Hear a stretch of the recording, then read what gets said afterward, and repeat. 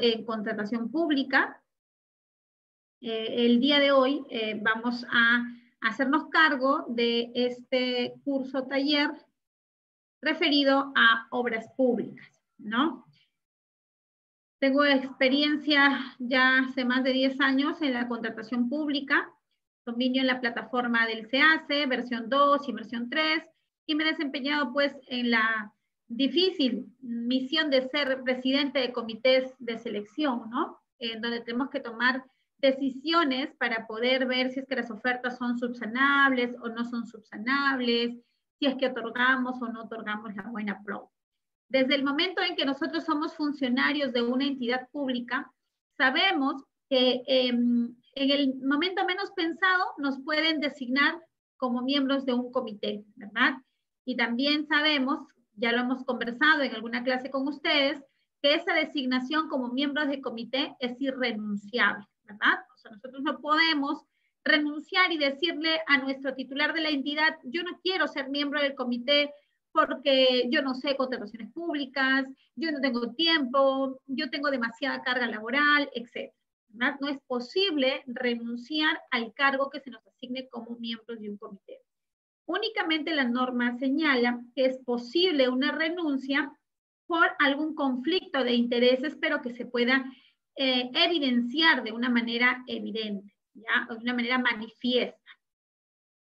Pues bien, entonces les estaba mencionando pues esta pequeña introducción para indicarles de que debido a ello es que nos corresponde conocer y estar preparados tanto en la adquisición de bienes, servicios, consultorías y ejecución de obras.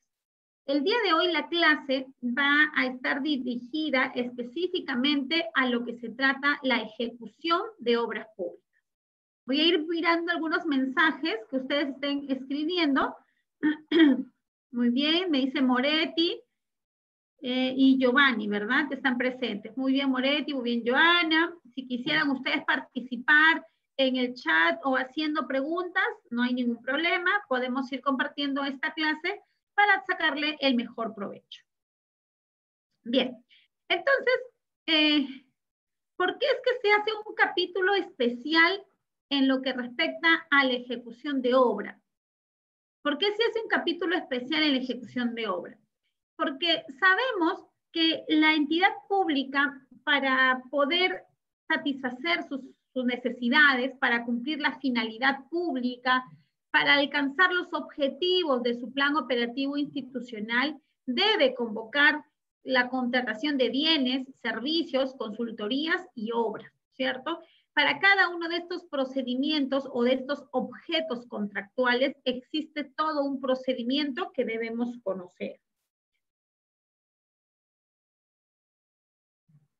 Todo un procedimiento que nosotros debemos conocer. Entonces, es importante que sepamos diferenciar cuando estamos frente a una obra o cuando estamos frente a un servicio. Con un bien no lo vamos a confundir, ¿verdad? Porque el bien, evidentemente, es aquello que podemos observar y que es un bien movible, ¿no es cierto? Por ejemplo, hablamos de objetos, ¿no? La compra de sillas, la compra de mobiliario, la compra de computadoras, etcétera, ¿cierto? Son bienes. El problema viene cuando hablamos de ejecución de obras o de servicios, puesto que hay algunas obras que las entidades públicas las denominan servicios, para evitarse, digamos, la rigurosidad que exige la norma respecto de una contratación de obras. Entonces es importante que nosotros partamos sabiendo qué es una obra. ¿Ah? Así es que en el desarrollo de esta sesión vamos a conversar respecto de qué es una obra. Pero igual, al ser la ejecución de obras parte de los objetos contractuales que se deben contratar bajo el ámbito de aplicación de la norma de contrataciones, es importante que conozcamos las 3 etapas de la contratación. Ya hemos conversado con ustedes que la contratación pública tiene 3 etapas, ¿verdad? La primera etapa, a ver, vamos recordando, Betty, Giovanna, Carito, que están presentes, ¿cuáles son las 3 etapas de la contratación pública? Y solamente hablo de la contratación pública, porque acordémonos que actualmente ya está publicada la Ley General del Sistema de Abastecimiento, ¿verdad? Que propone la creación de una nueva ley de la cadena de abastecimiento que va a incluir actuaciones antes y actuaciones después del proceso de compra, ¿cierto? Pero no estamos hablando todavía de esas etapas, solamente estamos hablando de las etapas que existen dentro del proceso de compra y que en la norma de contrataciones se reconoce como 3 fases. ¿A qué fases me estoy refiriendo, Betty, Giovanna, Carito, si están participando? Muy bien, Sheila. Hola, Sheila, ¿cómo estás? Bien, muy bien. Nos referimos a actuaciones preparatorias, al proceso de selección y a la ejecución contractual, ¿verdad? Estas 3 etapas se va a dar en todo tipo de procedimiento de selección, ya sea para contratar bienes, para contratar servicios, para contratar consultorías o ejecuciones de obra, ¿ya? Bien, ¿qué es lo que me exige la norma de contratación pública? La norma de contratación pública me exige que por cada contrato que la entidad pública realice, debe obligatoriamente tener un expediente de contratación. ¿Y qué es un expediente de contratación?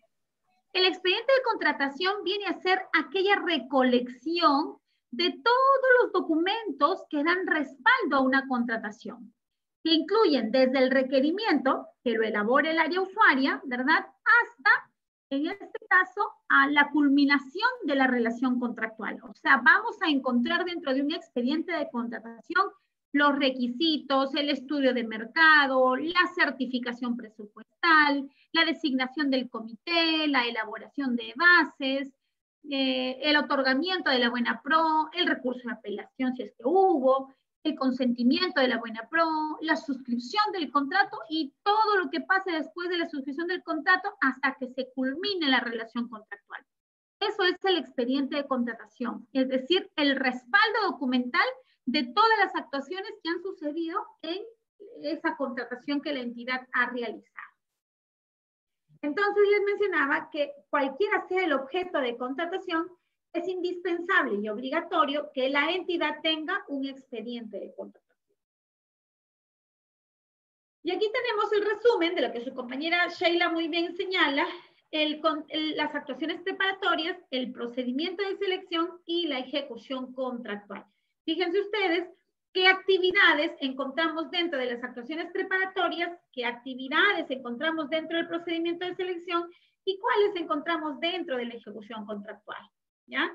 Solamente a manera de repaso, porque esto ya lo hemos visto en alguna, me parece que fue en la primera sesión que tuvimos, ya la hemos visto, pero solamente a manera de recordatorio, veamos pues cuáles son las actividades que se desarrollan dentro de las actuaciones preparatorias. Así tenemos que dentro de las actuaciones preparatorias tenemos, por ejemplo, al requerimiento, ¿verdad? Entonces, vamos a ir haciendo simplemente un resumen, ¿ya? Para hacer acordarnos de aquellos datos. ¿Qué es el requerimiento? El requerimiento es aquel pedido, aquella necesidad que la elabore el área usuaria para poder requerir la adquisición de bienes, la contratación de servicios o la ejecución de obras, ¿cierto? Bien, ¿qué es la indagación de mercado? La indagación de mercado es aquel estudio que realiza el órgano encargado de las contrataciones para poder determinar el valor estimado de la contratación.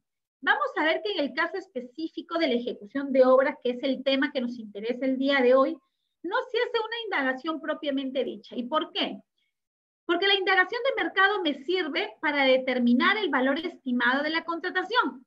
Vamos a ver que en el caso de obras, el valor estimado de la contratación ya está determinado en un documento.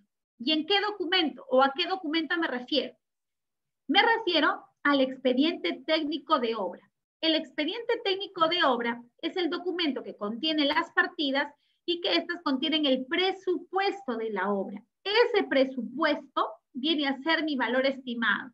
Por lo tanto, ya el órgano encargado de las contrataciones no hará una indagación de mercado para determinar el valor de la contratación, porque ya sabemos cuál es el valor de la contratación. Únicamente hará una indagación de mercado para saber si existe pluralidad de proveedores que cumplan con lo que se ha solicitado en el expediente técnico.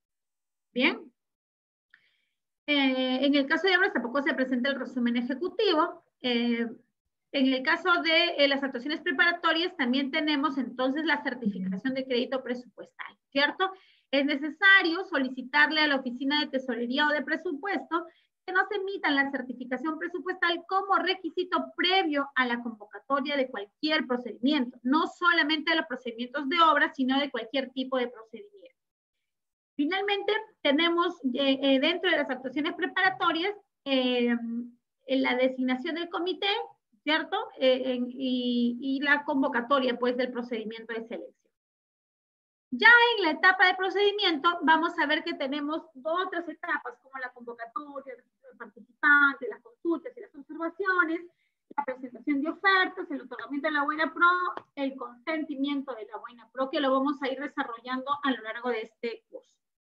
En la etapa de ejecución contractual también tenemos actuaciones, ¿verdad? Que, como ya les había mencionado, forman parte de toda la contratación, como la formalización del contrato, las penalidades, las garantías, los adelantos, las reducciones, penalidades, etc. ¿Ya? Y también los mecanismos alternativos de resolución de conflictos, como la conciliación, la junta de resolución de disputas en el caso de obras y el arbitraje. Así es que en estas tres grandes ramas se resume o se reduce el expediente de contratación. Todo esto contiene el expediente de contratación.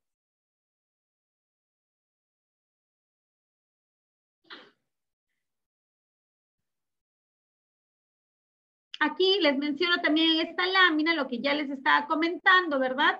Cómo se efectúan las contrataciones de bienes, servicios y obras la entidad pública. La realiza de esta forma, ¿no es cierto? Primero, a través de unas actuaciones preparatorias en las que formula, en este caso, el requerimiento, ¿no es cierto?, el área usuaria, y luego, pues, en la fase de las actuaciones preparatorias se elabora el expediente de contratación, se da inicio a este expediente.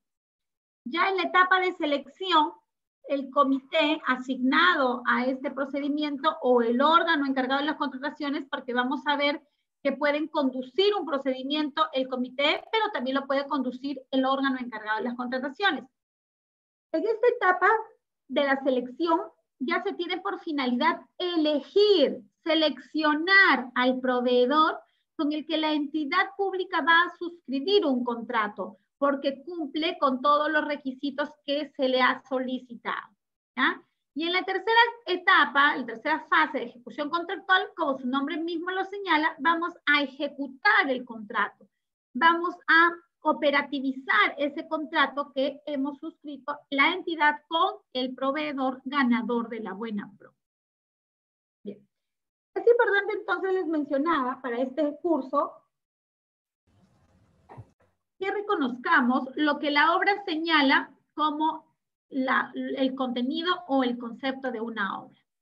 Es así que encontramos que en el reglamento, en la definición de términos, señala que obra es la construcción, reconstrucción, remodelación, demolición, renovación, habilitación de bienes inmuebles tales como edificaciones, estructuras, excavaciones, perforaciones, puentes, carreteras, entre otros, que además requieran dirección técnica. ¿A quién nos referimos con la dirección técnica? A los profesionales, como por ejemplo al residente de obra, ¿cierto?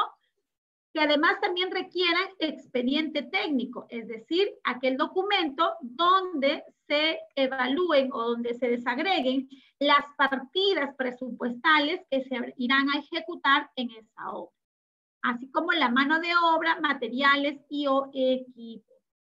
Eso es entonces lo que la norma reconoce como una obra.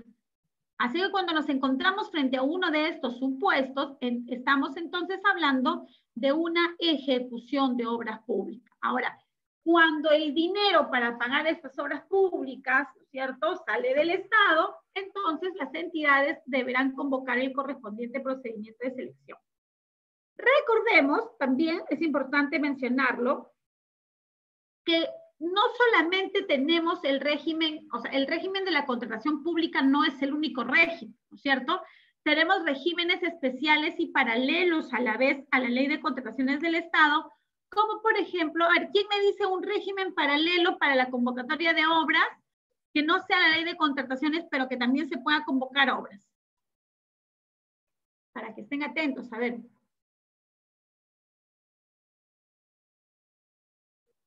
A ver, Carito, Sheila.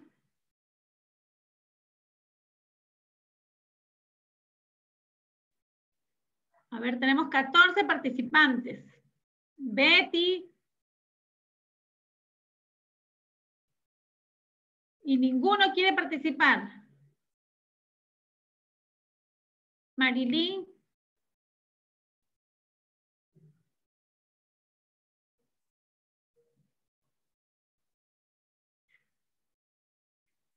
A ver, chicos, por lo menos sé que están ahí, ¿no? Porque los he visto que han puesto presente, presente, pero les estamos preguntando y nadie contesta.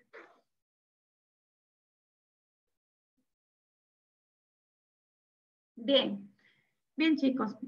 Los regímenes especiales que tenemos son, por ejemplo, la famosa reconstrucción con cambios, ¿ya? También tenemos las obras por impuesto, las asociaciones público-privadas, etcétera, que son regímenes paralelos o regímenes especiales a los cuales no se les aplica la norma de contratación. Bien, pero en estricto, el día de hoy vamos a conversar respecto de esas obras, ejecución de obras a las que sí se le aplica la norma de contratación.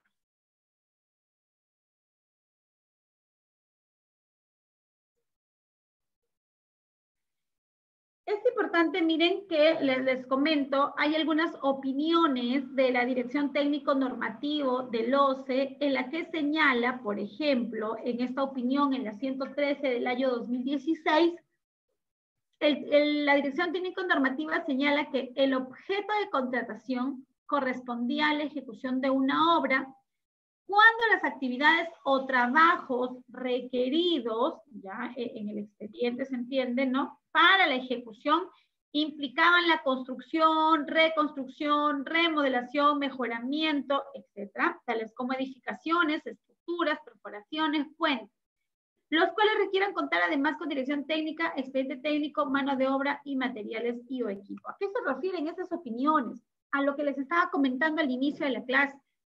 En algunas ocasiones las entidades públicas convocan como servicios, ¿sí?, la ejecución de una obra pública.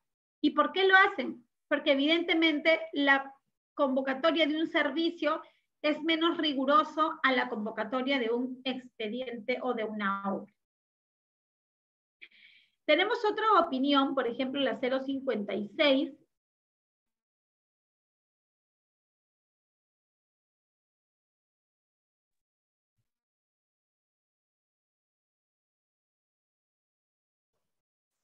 micro. Sí, un segundito.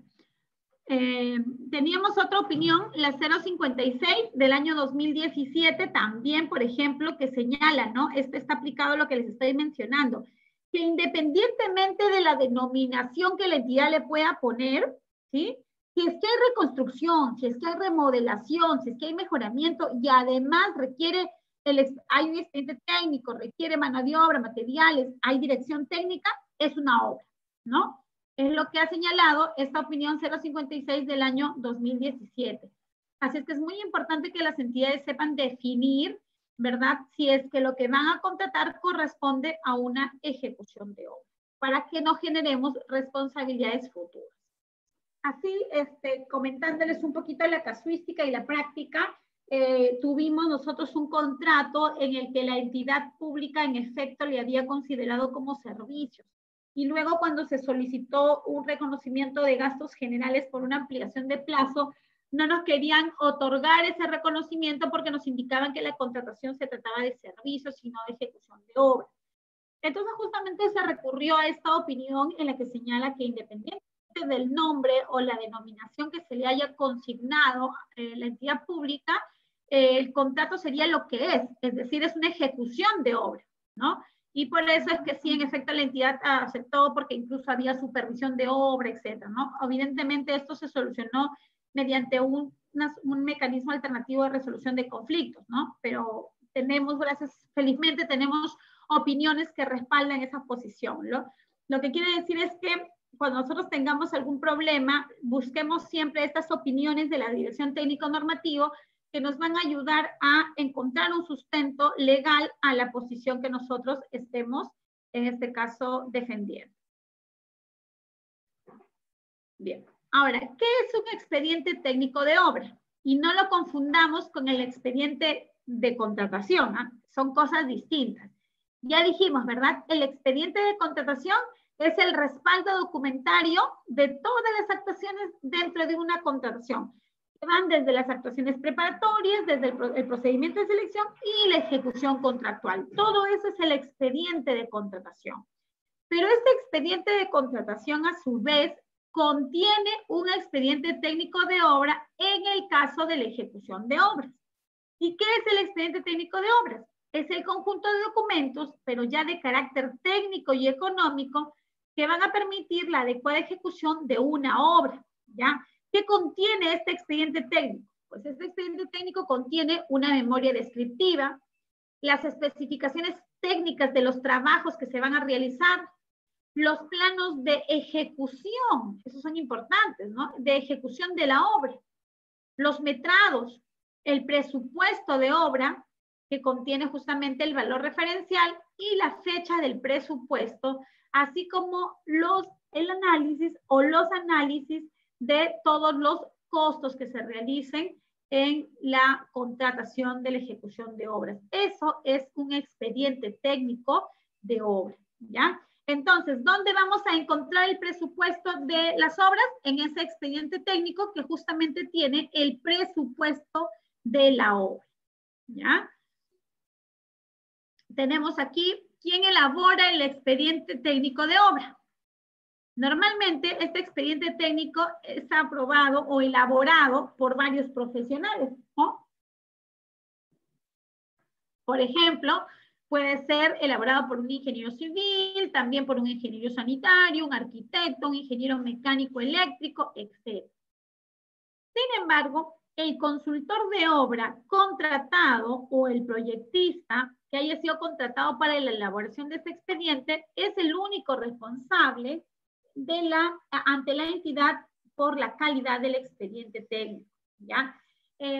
A veces la entidad pública puede contratar o puede convocar un procedimiento de selección para contratar al profesional que le va a elaborar el expediente técnico. Otras veces, la misma entidad pública, a través de sus funcionarios o de sus trabajadores, va a elaborar ese expediente, ¿ya? Eso va a depender de la entidad pública. Si es que fuese el caso del consultor, independientemente de que existan varios profesionales elaborando este expediente técnico, el único responsable frente a la entidad por la calidad del expediente técnico será justamente ese consultor que haya sido adjudicado con la buena pro para elaborar el expediente técnico de obra, ¿ya? ¿Cómo se convoca la elaboración de un expediente técnico de obra? ¿Qué es la elaboración? Les pregunto, la elaboración de un expediente técnico de obra, ¿qué es? ¿Es un servicio? ¿Es una obra? ¿Es un bien? ¿Qué es? ¿Qué objeto contractual es? A ver, chicos, denme por lo menos una idea. Yo estoy leyendo. Es una consultoría. Bien, Sheila dice es un servicio. Es una consultoría. Es una consultoría de obras, ¿ya? No es cualquier consultoría, es una consultoría de obras.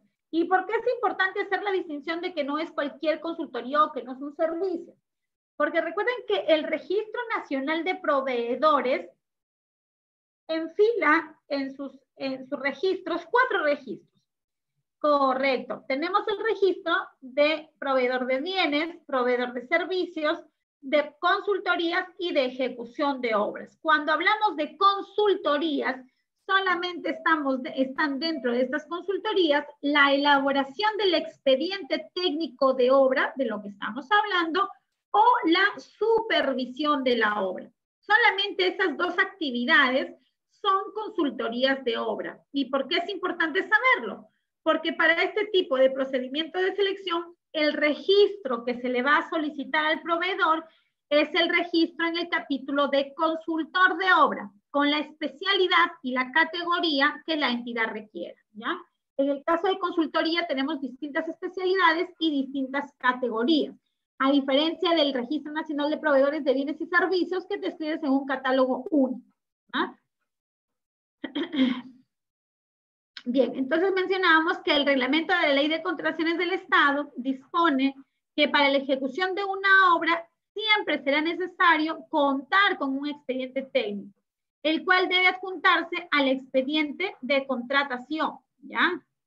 ¿Qué menciona aquí su compañero? ¿Se puede actualizar un expediente técnico de obra? Bien, Paula. Claro que sí, se debe actualizar. ¿Y por qué se debe actualizar? Sobre todo por el precio. ¿Por qué? El precio que va a estar en el presupuesto de obra solamente tiene una vigencia de 9 meses. Es decir, si se elaboró un expediente técnico con el presupuesto, ¿correcto? Y pasan 9 meses y la entidad no convoca el proceso de selección, entonces tiene que, en este caso, actualizar el presupuesto para poder convocar, porque solamente tiene una vigencia de 9 meses. Su compañera Paula dice cuando ya está en ejecución. Bueno, cuando ya está en ejecución, Paula, ya no hablamos de una actualización. En todo caso, hablaríamos de modificación del expediente técnico. Y eso sería como una modificación que tendría que ser pactada entre la entidad y el contratista, puesto que esa modificación necesariamente me puede originar un adicional de obra, puede ser un adicional puro o puede ser un adicional con deductivo vinculante, ¿no es cierto? ¿A qué me refiero? Podría ser que, por ejemplo, hemos contratado la ejecución de una carretera, ¿correcto? Y la carretera debe ir del punto A al punto B, al punto C y finalmente debe terminar en el punto D. Cuando estamos en plena ejecución, resulta que cuando vamos a pasar del punto B al punto C, los pobladores se oponen, hay marchas, hay huelgas, hay lluvias, se desmoronó el cerro por donde tenía que pasar, etc. Entonces, ya no puedo pasar del punto B al punto C.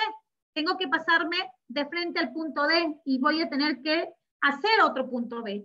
Eso, por ejemplo, es una modificación del expediente que podría hacerse a través de un adicional de obra. Ya más adelante, cuando hablemos del adicional, vamos a ver que el adicional son partidas nuevas. En el expediente existen partidas y metrados. Es decir, ¿qué partida voy a utilizar para la ejecución de una carretera? Por ejemplo, podemos encontrar partidas como cemento, podemos encontrar partidas como de repente tierra, camión, etc. ¿no? Todos los componentes para poder ejecutar esa obra. ¿Ya? Y si una consulta. Sí, te escucho, te escucho. Una consulta, o sea, las modificaciones del expediente técnico tienen que darse siempre por caso fortuito o fuerza mayor, o es que se puede hacer de acuerdo a la solicitud del proveedor.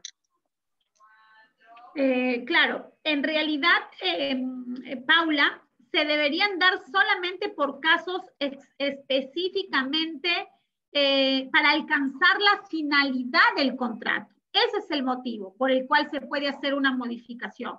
No porque el contratista lo pida o no porque el poblador lo pida, o no, o sea, no por eso, ¿sí? O sea, esas son causas, digamos, ¿no?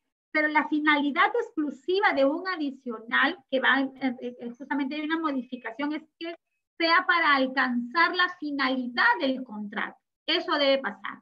Y para que, porque tú no podrías modificar un expediente solamente diciendo, no, es que ¿sabes qué? El contratista me pidió que ya no hagamos una carretera o una pista de 4 milímetros de espesor, sino que lo hagamos de 3 milímetros de espesor. Hay que hacer una modificación. No, porque finalmente no es una modificación para alcanzar la finalidad del contrato, sino es una modificación para favorecer al contratista, ¿cierto?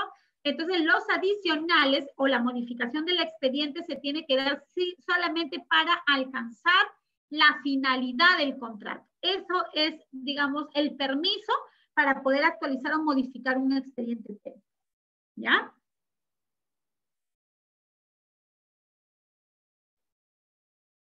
Bien, me van haciendo así cualquier consultita, ¿ya? Perfecto, entonces vamos avanzando. Y encontramos, pues, que el requerimiento es, digamos, la partida de nacimiento de todo expediente de contratación.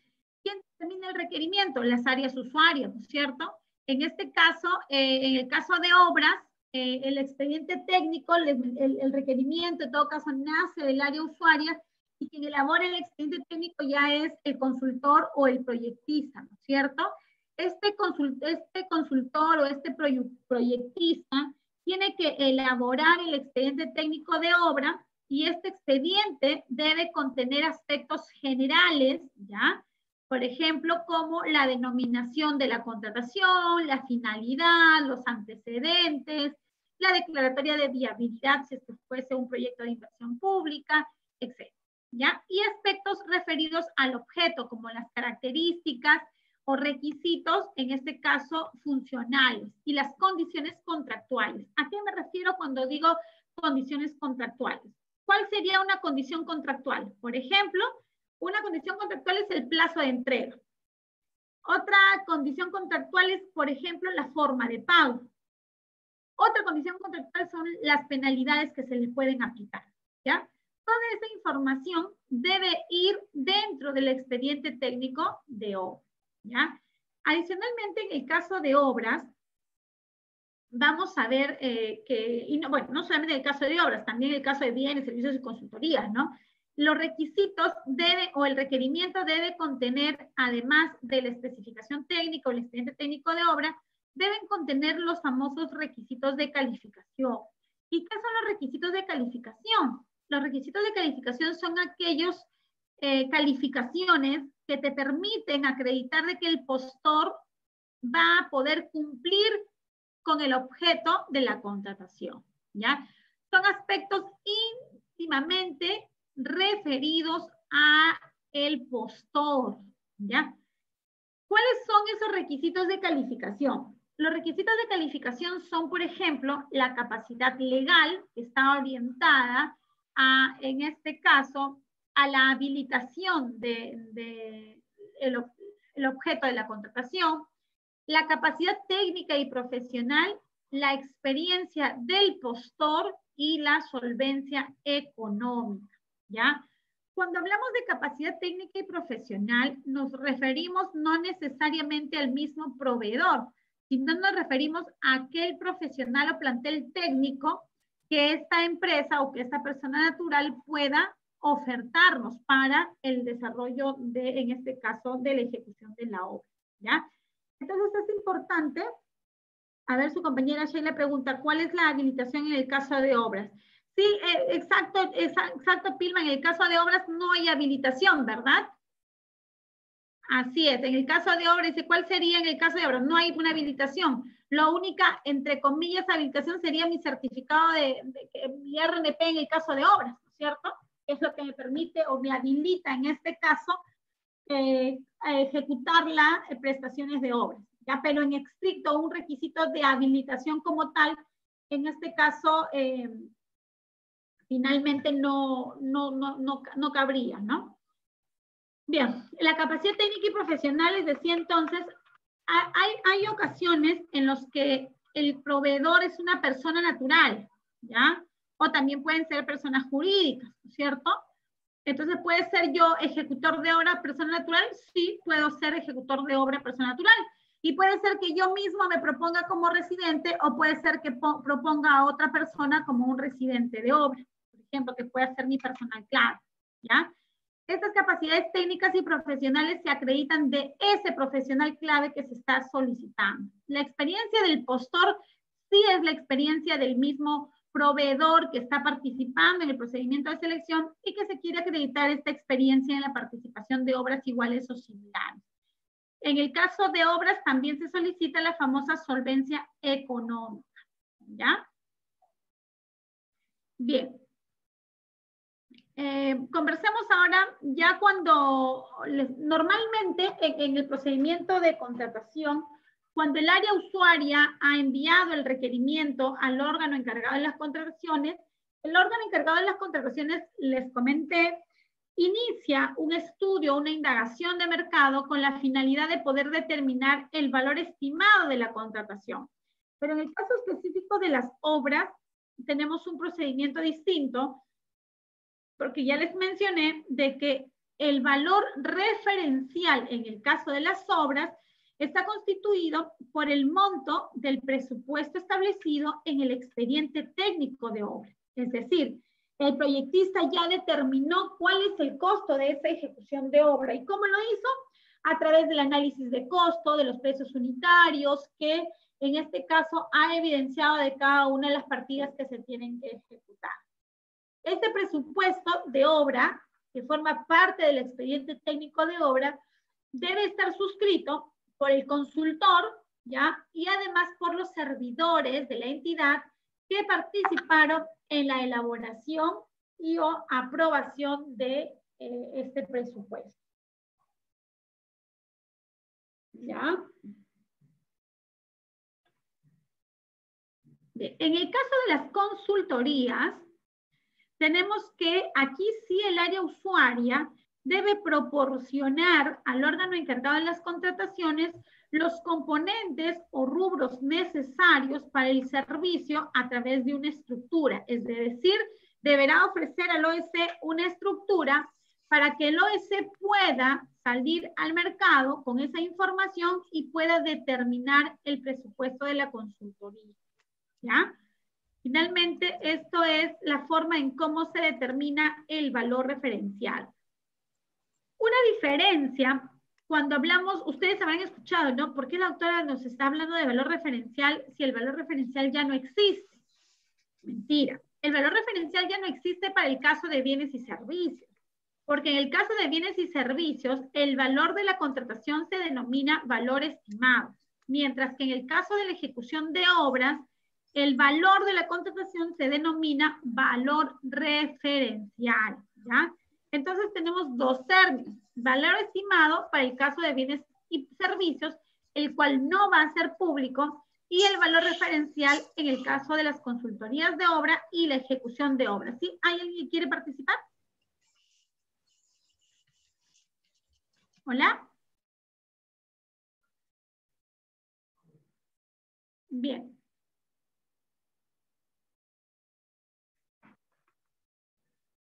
Les mencionaba entonces que el valor referencial se da en el caso de la consultoría de obras y la ejecución de obras, ¿ya? Y aquí está lo que les estaba mencionando, ¿no? Este presupuesto del valor referencial no puede ser mayor a 9 meses desde la determinación del presupuesto. Si es que nos pasamos de esos 9 meses, ya les mencioné, entregan a la entidad el expediente técnico de obra aprobado. Pasan 9 meses y la entidad no convoca ese procedimiento de selección, tendrá que volver a actualizar su valor porque ya no será válido para la convocatoria. ¿Cuál es la diferencia entre el valor estimado y el valor referencial? El valor estimado no es conocido por los participantes. Si nosotros somos participantes y queremos participar en una contratación de bienes y servicios, no vamos a poder visualizar cuál es el monto que la entidad tiene como disponible para poder hacer nuestras ofertas.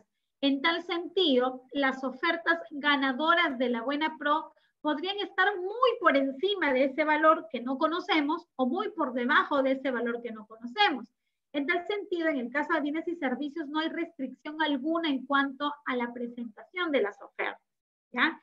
Mientras que en el caso del valor referencial, este valor sí es plenamente conocido e identificado en las bases estandarizadas, ¿cierto? En las bases integradas que la entidad publique.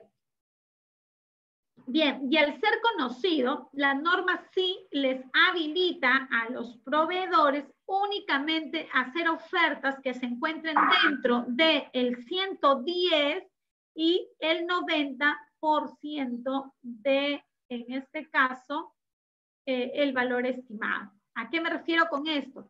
Me refiero a que en el caso de obras y de consultorías de obras, cuando tenemos el valor referencial, los proveedores sí pueden hacer ofertas solamente respecto de esos rangos que les estoy indicando. Es decir, 90%, es decir, hacia abajo 10% y para el límite superior también 10%. ¿Ya? No sé si me dejé entender, si tienen alguna aclaración al respecto.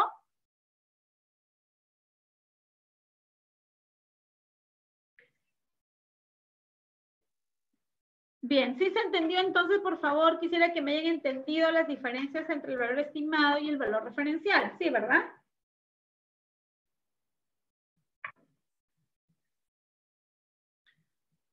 Bien, muy bien. Avanzamos entonces, ¿ya? Muy bien, chicas.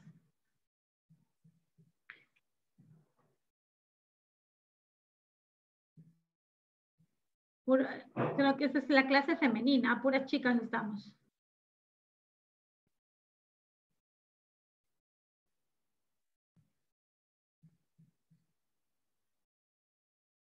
Bien, entonces ya tenemos, digamos, avanzando en el expediente de contratación, ya tendríamos el expediente técnico, ya tenemos que el órgano encargado de las contrataciones ha determinado que sí existen varios proveedores que pueden participar, ¿no es cierto?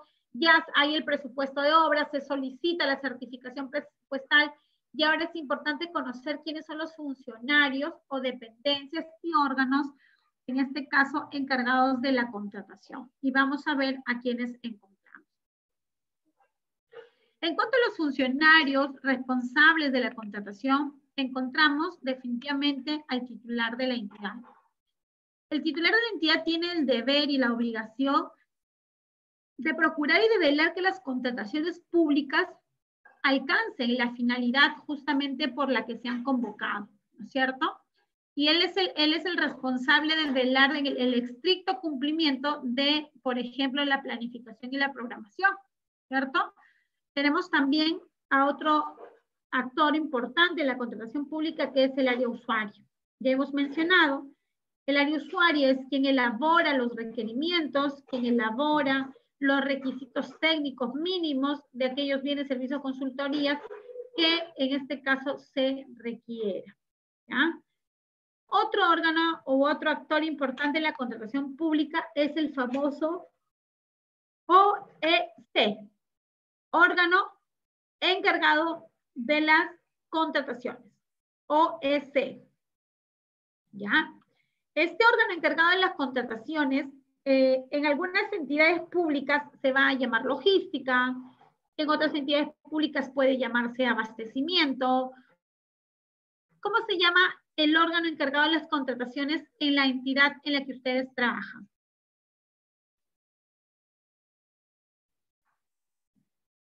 Unidad de abastecimiento. Unidad de abastecimiento, ¿no? Bien. Sheila, ¿tú trabajas hace mucho aquí en la universidad?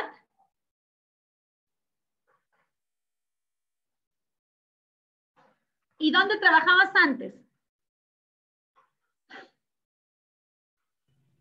Buenas tardes, Victoria. ¿Me escuchas? Sí, sí. Trabajaba en la Universidad de Toribio Rodríguez de Mendoza, en Chachapoyas. Ahí está, ya ves, entonces de ahí te conozco, Sheila, ¿no? Tu Sí. nombre me suena familiar. Sí, sí, sí, sí.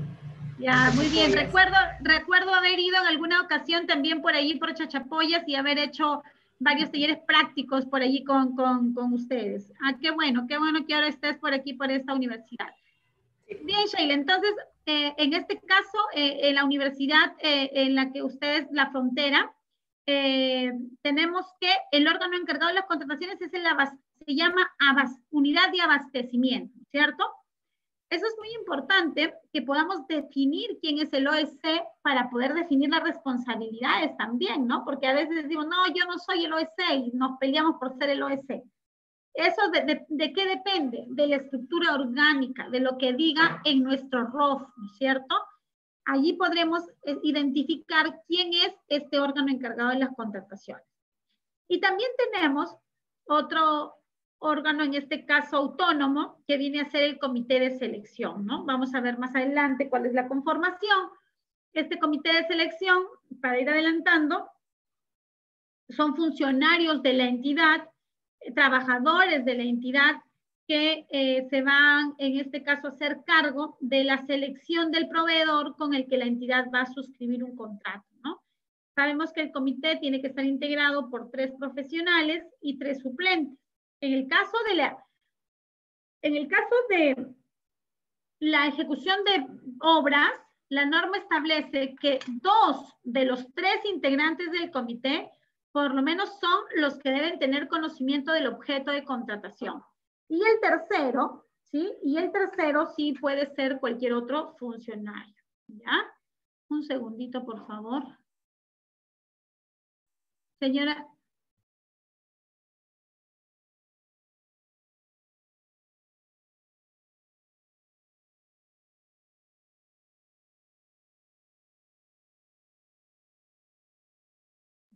Bien, disculpen un ratito, ¿sí? Se me fue el audio. Bien, entonces, y el comité de selección les decía que en el caso de ejecución de obras, tiene que estar conformado mínimo por 2 profesionales que conozcan el objeto de la contratación, y el tercero sí podría ser cualquier otro funcionario o trabajador de la entidad, ¿ya? Mientras que en el caso de bienes y servicios, sí basta con que uno sea del OEC y el otro tenga conocimiento del objeto de la contratación, ¿ya?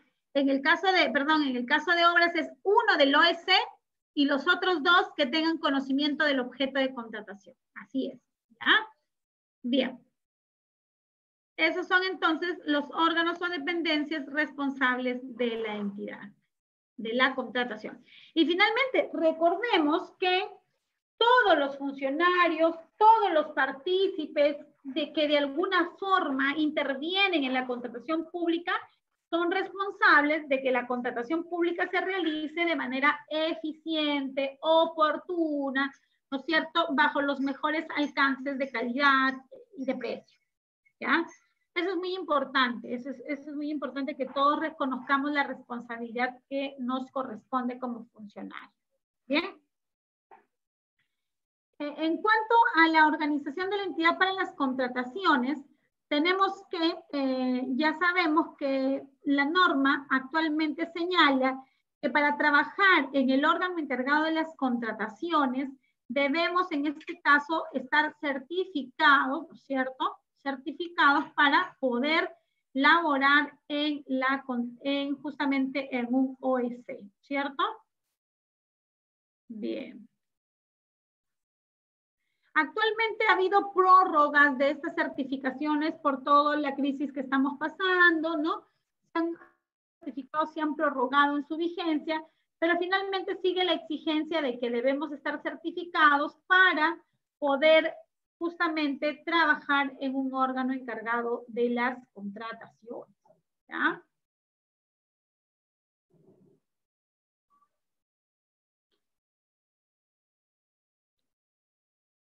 Bien, ahora conversemos entonces respecto de quiénes están encargados de conducir un procedimiento de selección.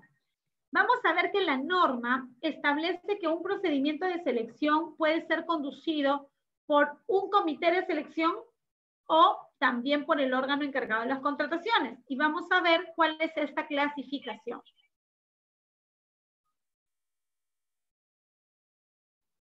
Tenemos que el comité de selección va a conducir una licitación pública, un concurso público o una selección de consultores individuales, ¿ya?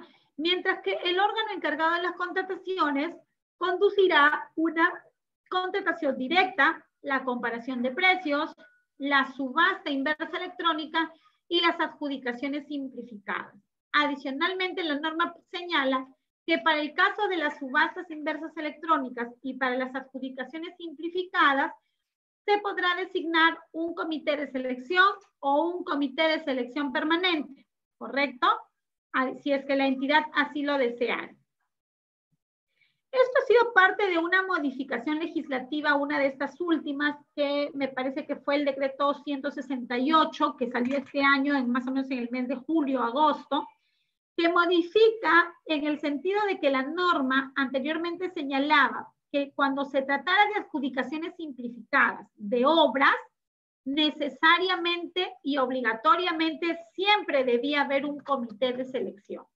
En cambio, la normativa o la modificación legislativa señala que las adjudicaciones simplificadas también de obras, también pueden ser conducidas por el órgano encargado de las contrataciones, por un comité de selección o un comité permanente. Esto con la finalidad de flexibilizar un poco la participación del órgano encargado de las contrataciones en la convocatoria de ejecución de obra.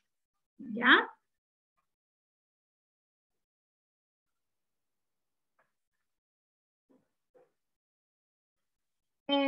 A ver, vamos conversando un poquito de estos procedimientos. La licitación pública, ¿para qué se convoca? ¿Para qué tipo de objetos? ¿Recuerdan ustedes? La licitación pública se convoca para, correcto, para bienes y obras, correcto. El concurso público se convoca para la ejecución de servicios, correcto, ¿no? Dentro de los servicios tenemos servicios en general, servicios de consultoría y consultoría de obras, ¿ya? Bien, la selección de consultores individuales, su mismo nombre lo dice, ¿verdad? Es un consultor individual, mismo nombre lo dice. Bien, las contrataciones directas, ¿qué podemos contratar? Podemos contratar de todo, podemos contratar bienes, podemos contratar servicios, ¿no es cierto? Podemos contratar bienes, servicios y además podemos contratar también obras, ¿no es cierto? Que cumplan o que calcen dentro de una de las causales que la norma ha previsto para realizar la contratación directa. La comparación de precios se utiliza para la adquisición de bienes y servicios de disponibilidad inmediata, así se llama, disponibilidad inmediata. ¿A qué se refiere la disponibilidad inmediata? Según la última modificación también que les mencionaba, que es el decreto legislativo 168 del 2020, señala que la disponibilidad inmediata se refiere a que esos bienes puedan ser entregados en el plazo máximo de 5 días de haber sido notificados con la orden, ¿ya? Esta comparación de precios permite a las entidades públicas desde las 8 hasta las 15 UITs comprar solamente haciendo una comparación de un mínimo de 3 cotizaciones. No es necesario convocar un procedimiento de selección, ¿cierto? Bien. Tenemos también la subasta inversa electrónica, que es básicamente para la adquisición de bienes y servicios que se encuentran dentro del listado de bienes y servicios comunes, ¿verdad? Lo más conocido, cemento, combustible, medicamentos, etc.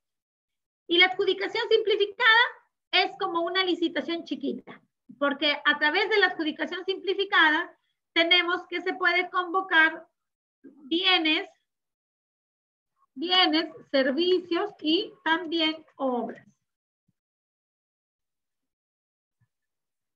Bienes, servicios y obras, ¿correcto? Todo eso se puede convocar. ¿De qué va a depender? De la cuantía. Vamos a ver en un ratito cuál es esa cuantía. Bien. ¿Cuáles son los requisitos para poder convocar?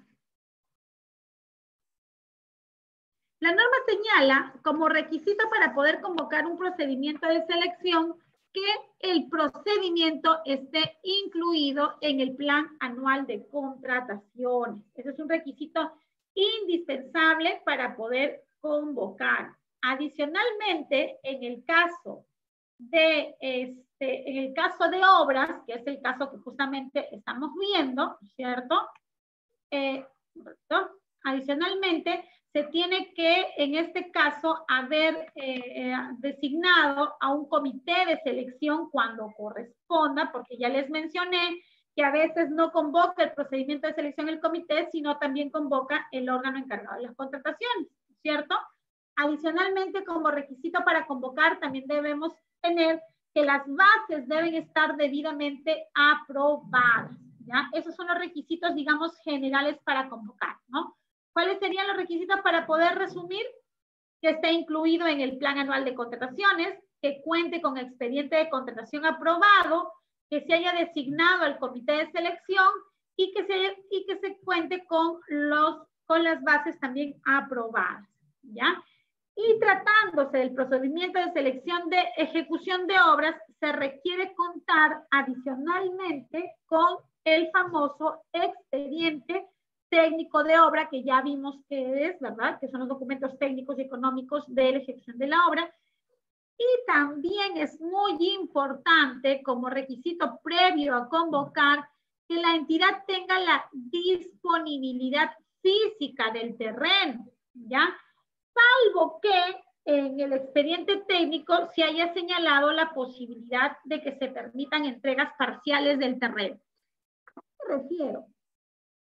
Han habido muchos casos en los que la entidad pública ha convocado una ejecución de obras, pero sin embargo no se ha percatado que no cuenta con la disponibilidad física del terreno.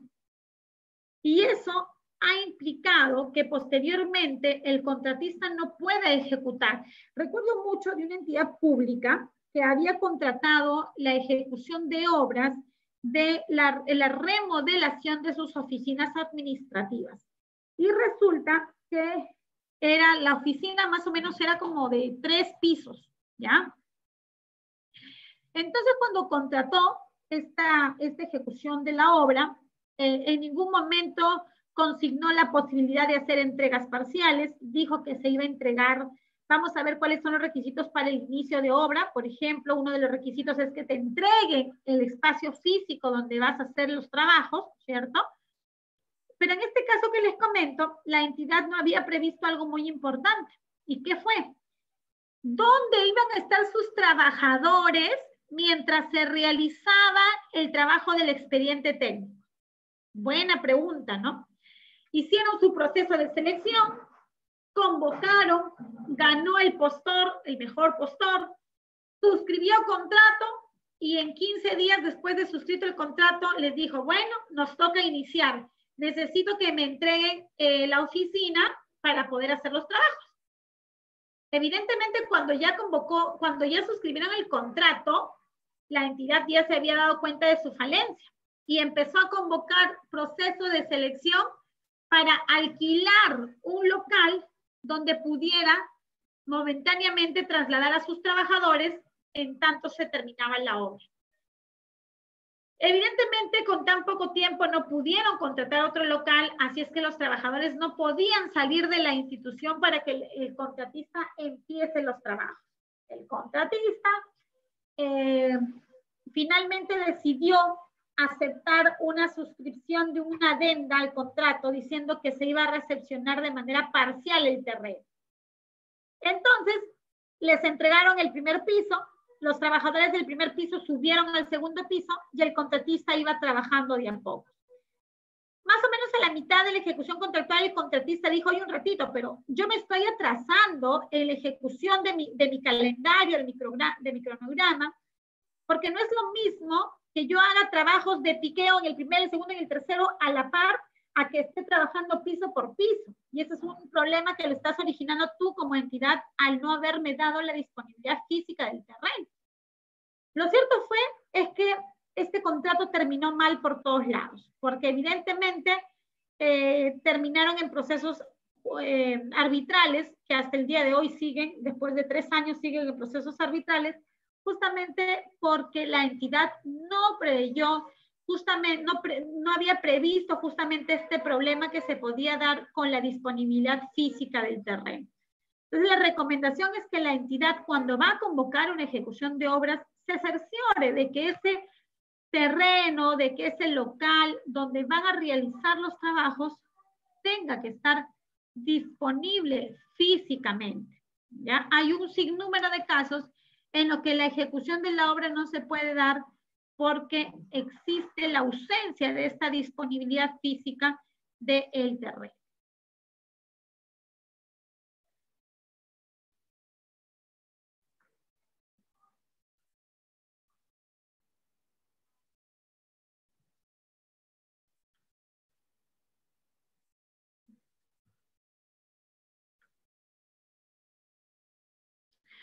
Vamos a hacer un break, por favor, de 5 minutitos, ¿correcto? ¿Sí? Vamos a hacer un break de 5 minutitos. ¿Qué hora es? 4:13. 4:18, volvemos, por favor, ¿sí? Un pequeño break.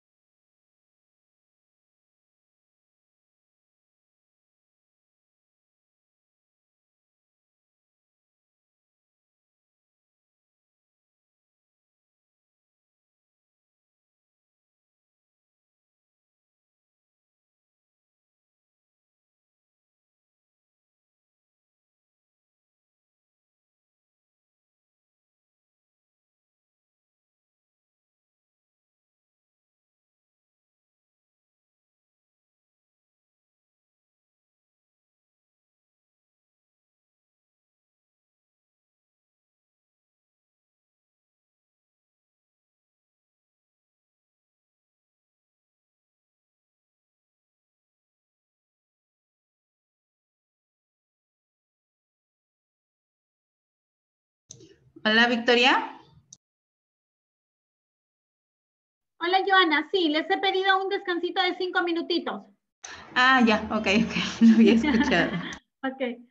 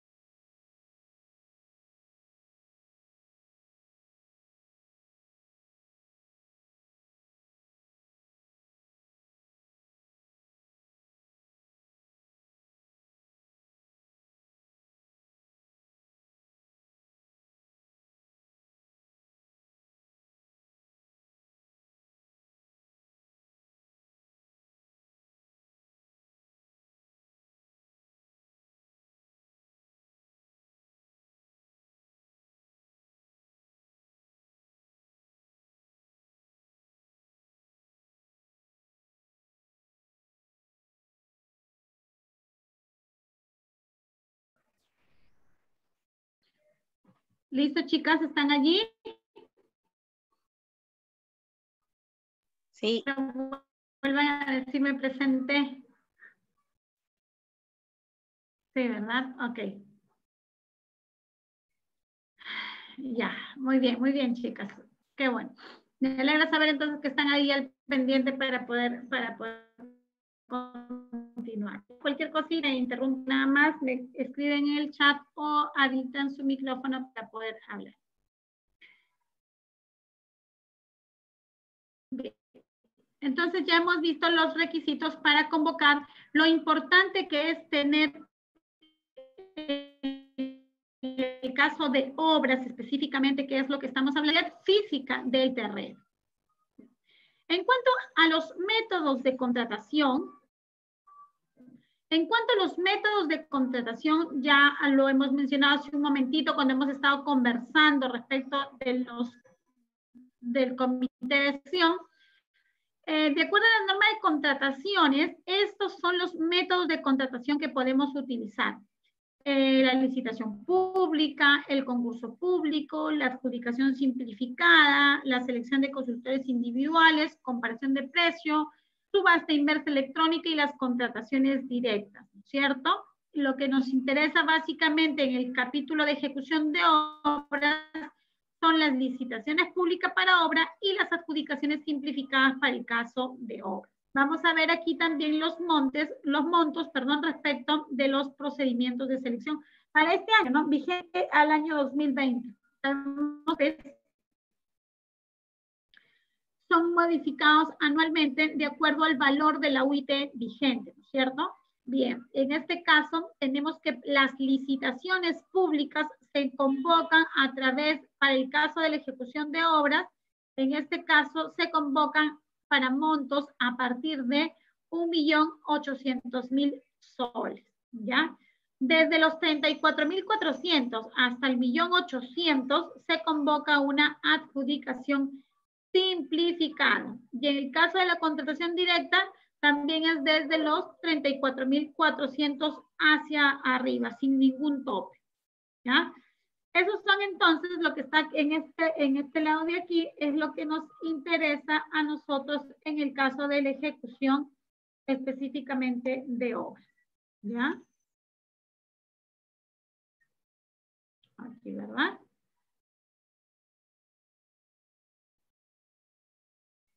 Bien, tenemos entonces la licitación pública y la adjudicación simplificada. Ahí está. 1.800.000 y desde 34.400 para las adjudicaciones simplificadas. Ahora vamos a conversar cuáles son las etapas, en este caso, de la licitación pública para el caso de una ejecución de obra, ¿ya? ¿Qué es lo que establece la norma de contrataciones? ¿Cuáles son las etapas de este procedimiento de la licitación pública? La norma señala que las etapas son la convocatoria, la misma que se realiza a través de la plataforma del SEACE, ¿correcto? Todas las contrataciones se realizan a través de la plataforma del SEACE. Tenemos luego una etapa del registro de participantes que el día siguiente de la convocatoria hasta minutos antes o hasta minutos antes de la presentación de las ofertas, ¿correcto? Y luego tenemos un plazo mínimo de 10 días hábiles para la formulación de consultas y observaciones. Recordemos que la diferencia entre una consulta y una observación es que las consultas se absuelven y las observaciones se acogen o no se acogen. Y si es que se acogen, se pueden acoger de manera parcial o de manera total. La consulta es aquel pedido de aclaración de algún extremo oscuro o ambiguo de las bases, mientras que la observación es el pedido de cambio por la vulneración a la normativa de contrataciones o a los principios que la rigen. ¿Correcto? El plazo para poder absolver estas consultas y observaciones es de un plazo máximo de 5 días hábiles. Recordemos que actualmente, con la modificación de la normativa, el comité de selección, además de colgar el pliego absolutorio de consultas y observaciones, debe también colgar las bases integradas, ¿ya? Debe colgar esos dos documentos, el pliego de absolución de consultas y observaciones y las bases integradas. ¿Y qué es lo que pasa si es que existe contradicción entre lo que dije en mi pliego absolutorio y lo que dicen mis bases integradas? ¿A qué me refiero? Vamos a imaginar que nosotros hemos convocado un procedimiento de selección de ejecución de obras y hemos pedido como residente de la ejecución de la obra que el profesional sea un ingeniero mecánico, ¿correcto? Se me ocurre ya, estoy poniendo el ejemplo. Y de pronto nos consultan y nos observan y nos dicen, ¿sabes qué? No solamente puede ser mecánico porque estás restringiendo la pluralidad. Debería ser mecánico, electromecánico, electricista, etc., ¿no? Y carreras afines, me podrían decir. Entonces nosotros como comité decimos, bueno, sí, tiene razón, para generar una mayor participación vamos a ampliarlo y vamos a decir que en efecto se va a aceptar a los ingenieros mecánicos, electromecánicos, electricistas, etc., industriales, ¿no? Ok. Pero eso lo digo en mi pliego de absolución de consultas y observaciones. Y digo además, modifíquese la integración de las bases. Pero cuando hago mi integración de bases, no modifico y sigo dejando que el párrafo donde se consignó que el residente de obra debía ser, en este caso, solamente ingeniero mecánico. ¿Qué es lo que pasa en esas circunstancias? O sea, tengo un pliego absolutorio que dice algo y tengo unas bases integradas que dice otra cosa. ¿Qué es lo que hacemos? ¿Qué harían ustedes? A ver, Marilyn, Betty. ¿Qué harían ustedes si se encuentran frente a ese escenario? ¿Qué hacen? La norma establece que ante este escenario, ante la posibilidad, exactamente, ante la posibilidad de una contradicción entre el pliego y las bases, se debe preferir y prevalece lo señalado en el pliego de absolución de consultas y observaciones, sin perjuicio, dice la norma, de las responsabilidades que se puedan generar por esta situación, ¿no? Pero va a prevalecer lo que se haya consignado en el pliego de consultas y observaciones. Luego de esta etapa de la absolución e integración de bases, se deben ya presentar las ofertas en un plazo mínimo de 7 días de diferencia entre la absolución y la presentación de ofertas. Dentro de este plazo de 7 días, también consideremos de que es posible de que en el caso de las licitaciones públicas se pueda solicitar la elevación de observaciones al titular no al titular, sino al organismo supervisor de las contrataciones del Estado. ¿Qué significa elevar al OCE el pliego absolutorio de consultas y las bases integradas? Significa que como nosotros no estamos de acuerdo con ese pliego o con esas bases integradas, nosotros como proveedores vamos a solicitar a la entidad que eleve todo lo actuado en relación a las bases integradas y a la solución de consultas, las eleve a el organismo supervisor de las contrataciones para que sea este quien se pronuncie respecto a la controversia, entre comillas, originada entre los participantes y la entidad.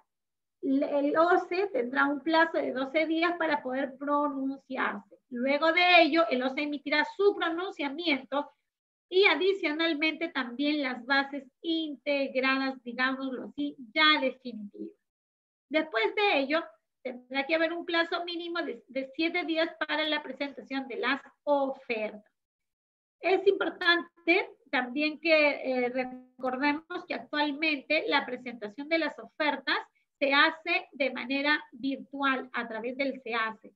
Podríamos decir que hoy por hoy todos nuestros procedimientos de contratación pública son totalmente electrónicos. ¿Y a qué me refiero con electrónicos? Que ya no es necesario que el proveedor o sus trabajadores asistan a la entidad pública a presentar documentos, a dejar de repente cartas, etc., o a dejar sus ofertas, porque actualmente todo se hace de manera electrónica. Después de la presentación de ofertas, tenemos ya la etapa de apertura de ofertas.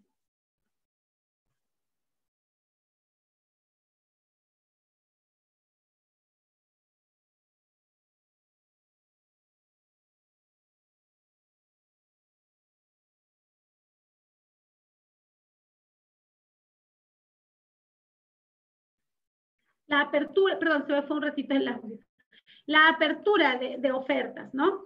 Y en el caso de la apertura de ofertas, o la evaluación de las ofertas, tenemos ya que la entidad debe, en este caso, analizar primero la admisibilidad de las ofertas, ¿sí?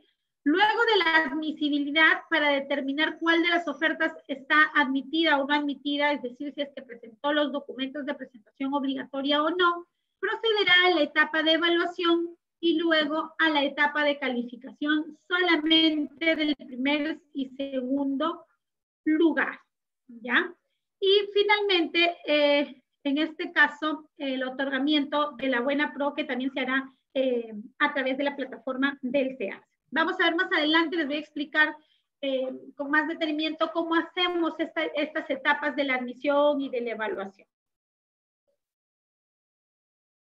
Como vemos en esta lámina, en el caso de las consultorías, tenemos una distribución bastante similar. Ustedes pueden ver, ¿no? También tenemos en esta lámina igual la convocatoria, el registro de participantes, todas las actuaciones que nosotros ya hemos repetido, ¿cierto? Con la única diferencia, si ustedes se dan cuenta, a ver, les pongo aquí esta lámina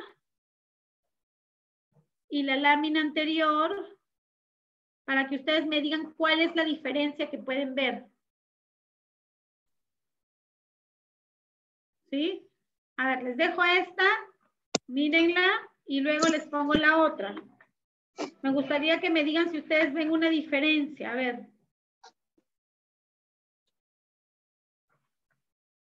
¿Qué dicen?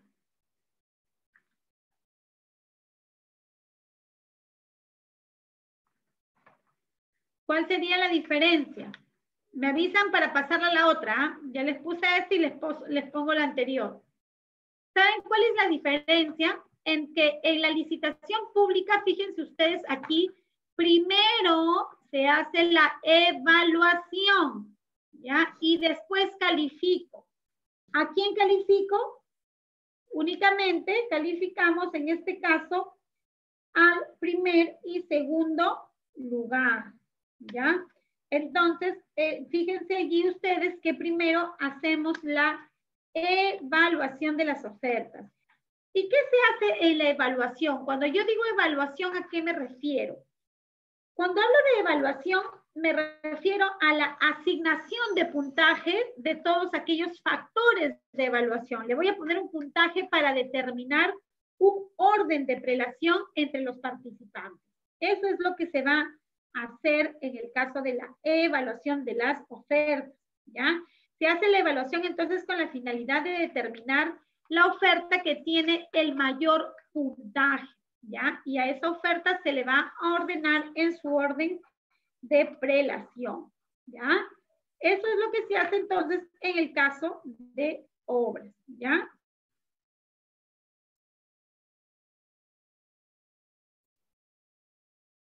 Consultorías, vamos a ver que primero se hace la calificación y después de la calificación recién pasamos a la etapa de evaluación. No se preocupen que si no les queda claro, ya en la lámina siguiente les voy a ir explicando con más detenimiento. Igual si tienen alguna consulta, por favor me la hacen.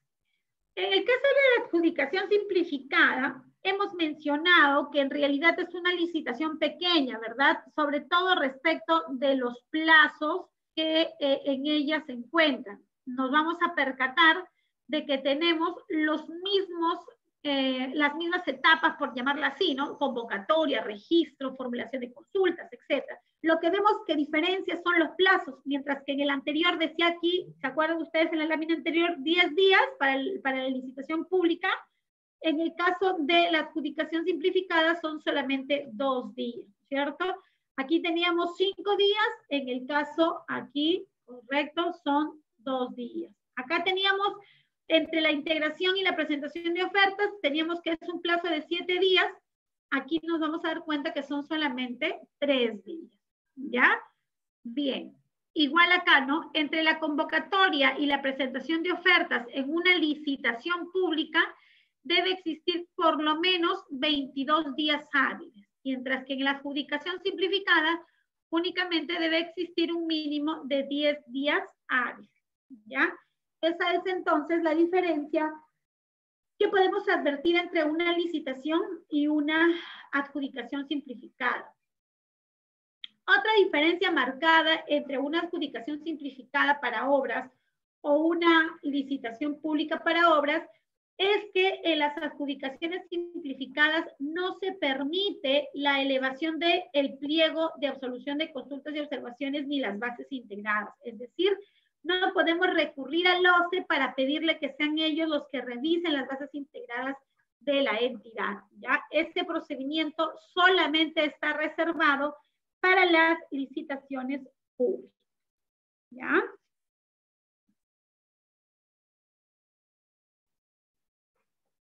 Bien. Lo mismo tenemos aquí para el caso de las consultorías, es el mismo procedimiento.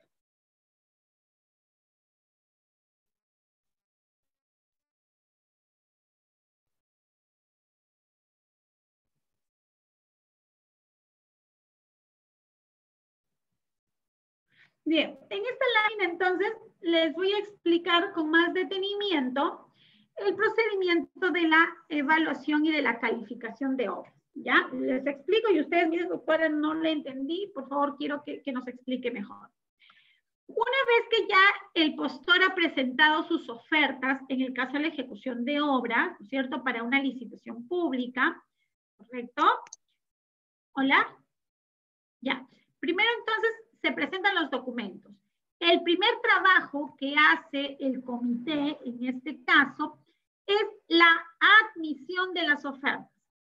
¿Y cuál es el resultado de esta admisión? El resultado es que el comité decida si es que la oferta está admitida o no admitida. ¿Qué es lo que vamos a verificar en esta etapa?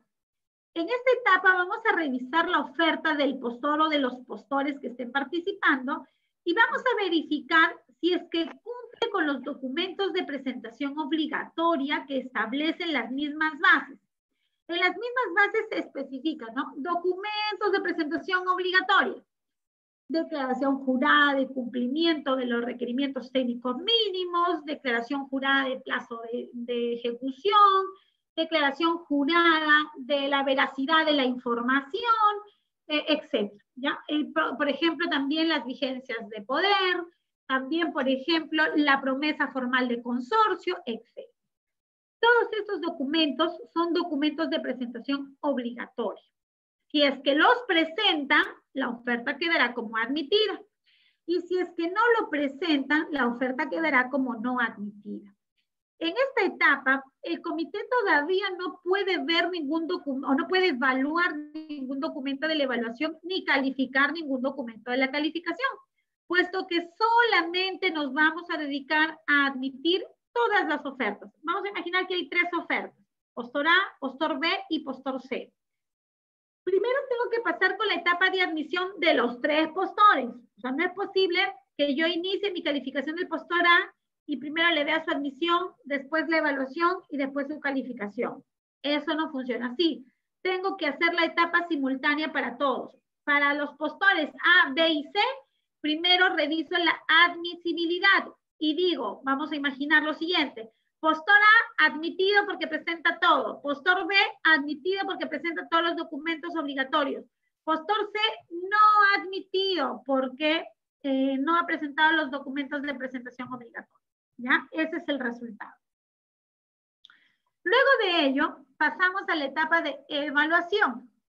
En esta etapa de evaluación, como les indiqué hace un momento, tenemos que asignar puntaje. En el caso de obras, tenemos un puntaje total de 100 puntos, ¿correcto? Y se tiene que hacer la evaluación sobre estos 100 puntos. Se evalúan las ofertas aplicando los factores de evaluación con el objeto de determinada oferta con el mejor puntaje en el orden de prelación. Esta etapa tiene la finalidad de decir qué postor está en primer lugar, en segundo lugar y en tercer lugar o el lugar que le corresponde. Luego de ello, pasamos a la etapa. En esta etapa de evaluación no es posible que yo diga tú no tienes puntaje, ¿no? Porque tengo que asignarle el puntaje que le corresponda. Si sea 1, pues no va a ser el caso, ¿no? Tengo que asignar el puntaje a los postores. En la tercera etapa tenemos la etapa de calificación, y en esta etapa corresponde solamente calificar las ofertas del primer y segundo lugar en el orden de evaluación. Vamos a poner otro ejemplo, porque en el caso de obras normalmente se presentan 10, 20 postores, ¿cierto? Vamos a imaginar que de los 10 postores que presentaron su oferta, 8 han quedado admitidos y 2 han quedado no admitidos. Hemos pasado al factor de evaluación y hemos determinado que el postor A tiene 100 puntos, el postor B tiene 90, el postor C tiene 85 y así sucesivamente. ¿Correcto? Bien. En el caso de la ejecución de obras, ¿correcto? Dice, ¿no? Luego de culminada ya, en este caso, la evaluación de las ofertas, ¿sí? Se va a calificar a los postores que obtuvieron el primer y el segundo lugar. Para el caso del ejemplo que les estoy poniendo, solamente calificaría la oferta del postor A y del postor B, porque el postor A está en primer lugar con 100 puntos y el postor B está en segundo lugar con 95 puntos, ¿cierto? Bien, ¿qué es lo que vamos a verificar? Que cumplan con los requisitos de calificación especificados en las bases. ¿Cuáles son esos requisitos de calificación? Los mencionamos hace un momento, ¿verdad? La capacidad legal, la capacidad técnica y la experiencia del postor. Eso es lo que se va a verificar, ¿ya? Si es que hay una oferta, por ejemplo, que no cumple con la experiencia, se tiene que descalificar. Esa es la palabra. La descalificación del proveedor. Si alguno de los dos postores que yo esté calificando no cumpliera con los requisitos de calificación, lo que tiene que hacer el comité de selección es verificar los requisitos de calificación de otros postores admitidos, según el orden de prelación, ¿ya? Obteniendo, ¿no es cierto?, o pudiendo identificar, menciona la norma, hasta 4 postores, en el caso de obras, que puedan cumplir con los requisitos de calificación. ¿Ya? Es lo que tiene que hacer, en este caso, el comité. Identificar hasta 4 ofertas que cumplan con todos los requisitos de calificación. Estaríamos hablando primer, segundo lugar, y si es que no cumpliera, tendría que identificar a los otros postores que sí cumplen. ¿Perfecto? Bien. Luego de ello, luego de que ya se ha hecho esta calificación, finalmente procederemos a la etapa del otorgamiento de la buena pro, ¿ya? En el caso de la buena pro, tenemos que previamente a otorgarle la buena pro, se debe revisar si es que las ofertas económicas... ¿Hola?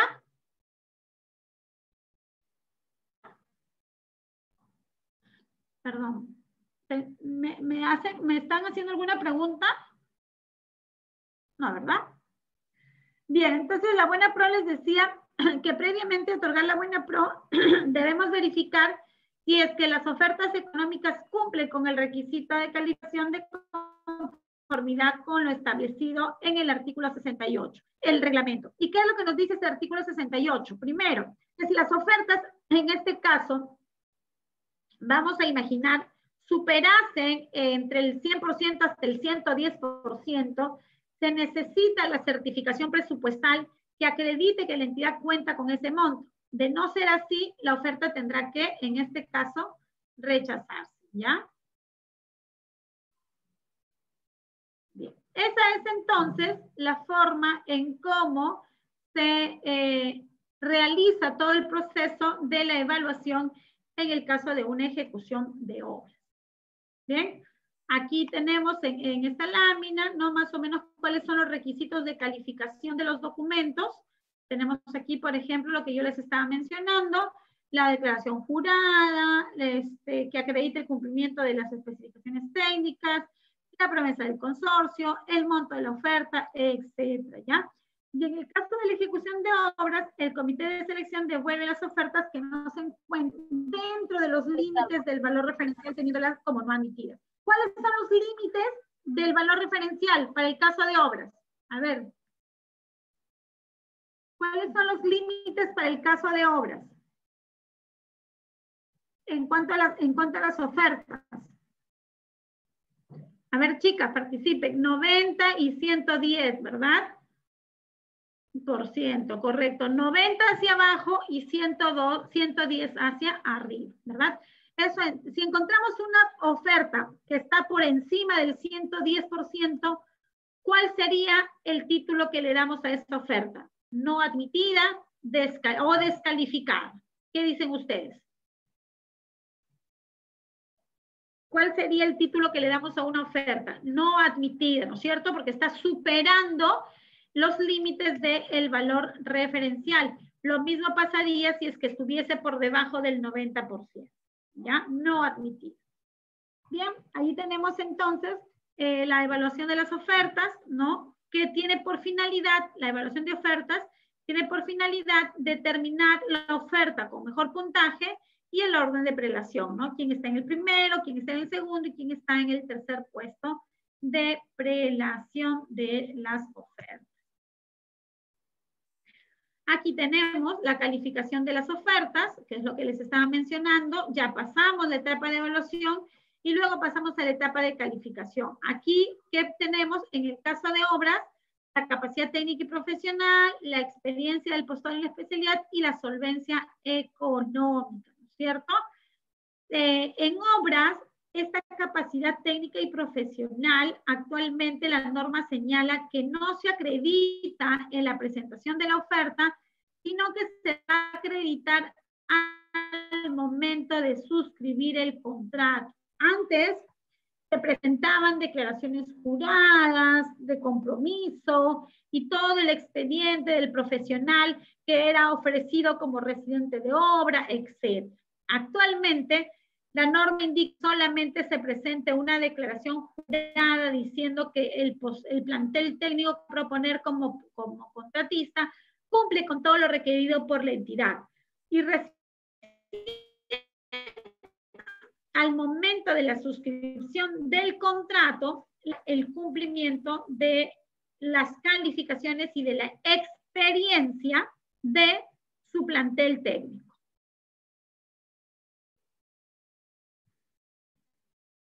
Bien. En el caso de las consultorías, tenemos el mismo procedimiento, fíjense ustedes. ¿Qué es lo que cambia? Esto, ¿no es cierto? En el caso de obras, primero se evalúa y luego se califica. Mientras que en el caso de las consultorías, primero se califica y después se evalúa, ¿ya? En este caso, aquí tenemos, en el caso de las consultorías, hay dos puntajes, un puntaje técnico y un puntaje económico, ¿ya? Entonces, tenemos la misma dinámica. Primero, se admiten las ofertas considerando la presentación de los documentos obligatorios.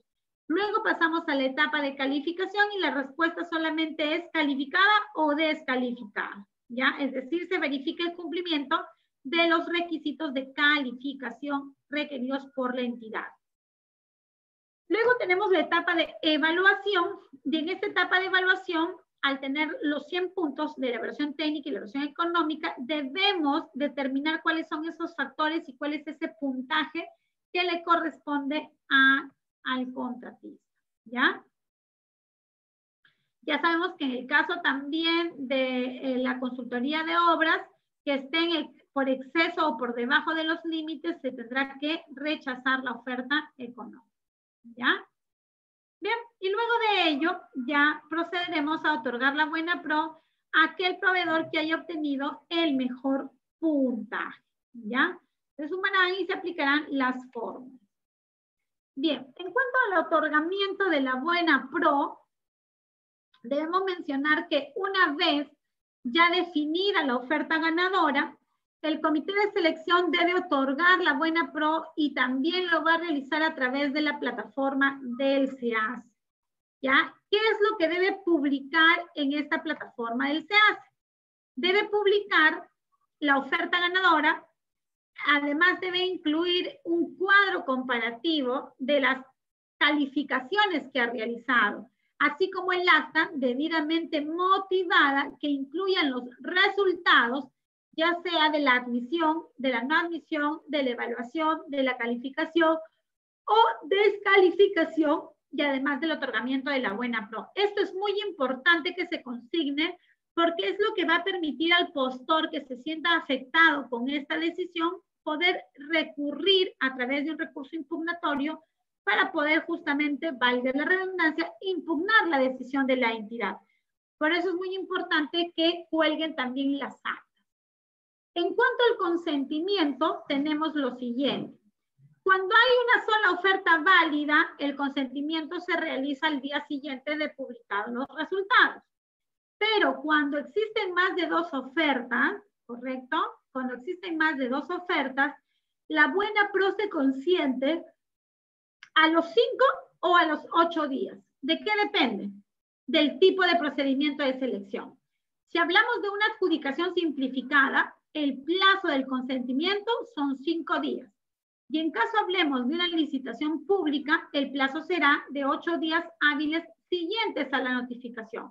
Una vez transcurrido este plazo, sin que la entidad haya presentado, sin que el contratista haya presentado recursos de apelación, se entenderá consentido el otorgamiento de la buena pro. ¿Ya? Bien, el consentimiento de la buena pro, entonces les mencioné que una vez consentido ya el otorgamiento de la buena pro debe ser registrado en la plataforma del SEACE por el profesional autorizado para ello.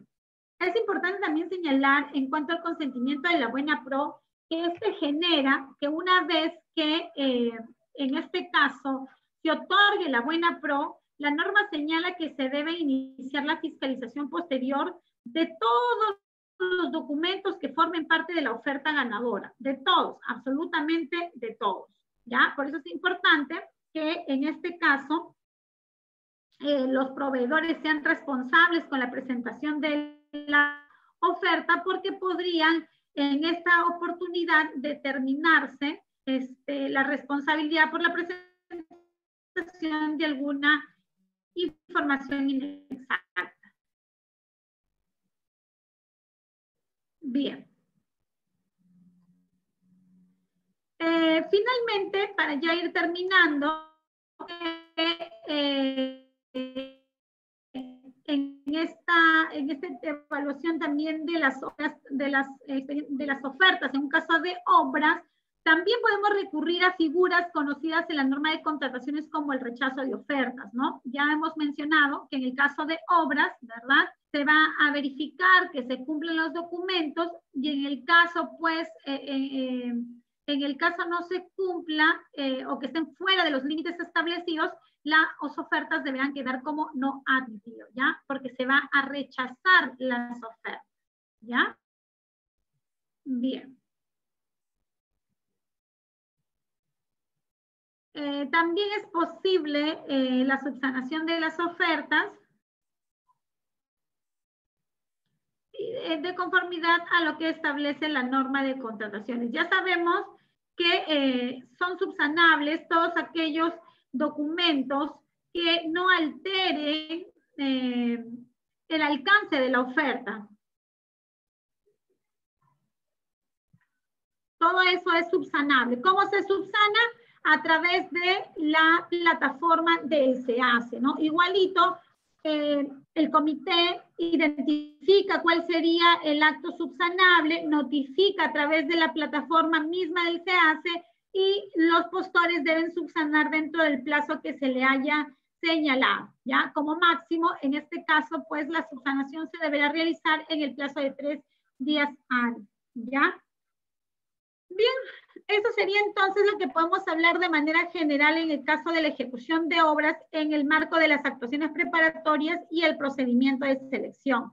La siguiente sesión, que es el día de mañana, vamos a conversar ya sobre, una vez que ya se ha adjudicado la buena pro y se ha consentido la buena pro, lo que procedería sería la suscripción de un contrato. Conversaremos entonces respecto de los requisitos especiales para la ejecución de obra de una suscripción del contrato, así como los requisitos para el inicio de esa ejecución del contrato, entre otros temas que ya nos tocará abordar el día de mañana. No sé si tienen alguna consulta, chicas, de la clase, o si les ha quedado todo claro. Bueno, su silencio me hace presumir una presunción positiva, ¿no? Un silencio, vamos a aplicar aquí el silencio positivo, y que no tienen preguntas. Listo, Joanita. Yo las dejo entonces y nos vemos el día de mañana. Ok, Victoria, gracias. Chao, chao, nos vemos. Chao.